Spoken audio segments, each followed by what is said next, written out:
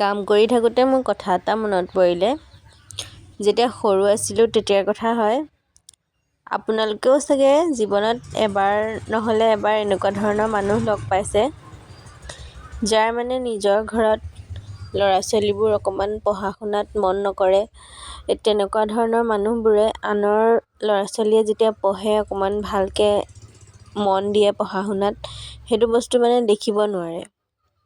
আৰু তাৰপিছত কি কৰে, পঢ়ি থকা দেখিলে ক'বলৈ আহে যে ছোৱালীৰ ক্ষেত্ৰত কৈ আছোঁ মই বিশেষকৈ, ছোৱালী মানুহ ইমানকৈ পঢ়ি শুনি কি কৰিব, এঘৰলৈ যাব, এঘৰলৈ বিয়া দিব লাগিব, তাত গৈ আকৌ ভাতেই বনাব লাগিব। সৰু অৱস্থাত কিছুমান এনেকুৱা ধৰণৰ মানুহৰ মানে কিছুমান মন্তব্য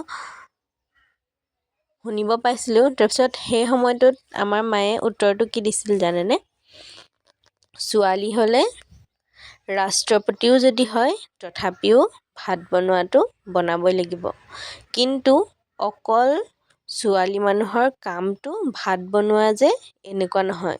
পঢ়া শুনা কৰি তাৰ মাজেদিও যিমান ডাঙৰ অফিচাৰ হ'লেও সিহঁতি সেই ভাত বনোৱা কামটো কৰিবই লাগিব। কিন্তু অকল ভাত বনাব লাগিব বুলিয়ে ছোৱালী মানুহক পঢ়া শুনা নকৰোৱাটো মূৰ্খ মানুহৰ কাম। মনত পৰি গ'ল আজি কথাটো।